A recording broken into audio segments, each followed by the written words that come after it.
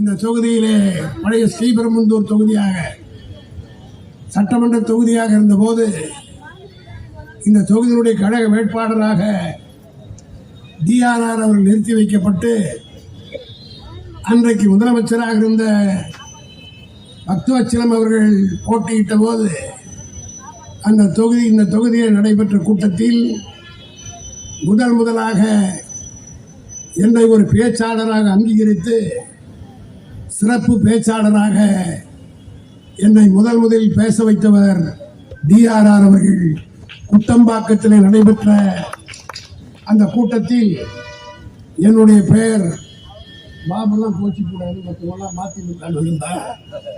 அன்றைக்கு சட்டக்கல்லூரியிலே மாணவராக இருந்த வைகோபால்சாமி, ரகுமான் கான் உள்ளிட்ட அத்தனை பேருடைய பெயரும் என்னுடைய பெயருக்கு கீழே தான் போடப்பட்டிருந்தது என்பதை நான் பழைய வரலாறை சொல்கிறேன்.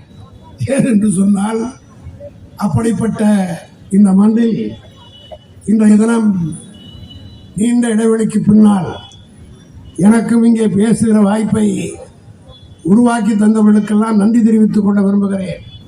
அது மட்டுமல்ல, இந்த பூவிருந்தவள்ளியை பொறுத்த மட்டிலும் இது திராவிட முன்னேற்ற கழகத்தால் பலப்படுத்தப்பட்ட மண் என்பதை இங்கே பேசியவர்களெல்லாம் எடுத்து சொன்னார்கள். குறிப்பாக பாபு பேசுகிற போது பழைய நட்பின் காரணமாக என்னை பற்றி கொஞ்சம் அதிகமாகவே பேசினார். காரணம்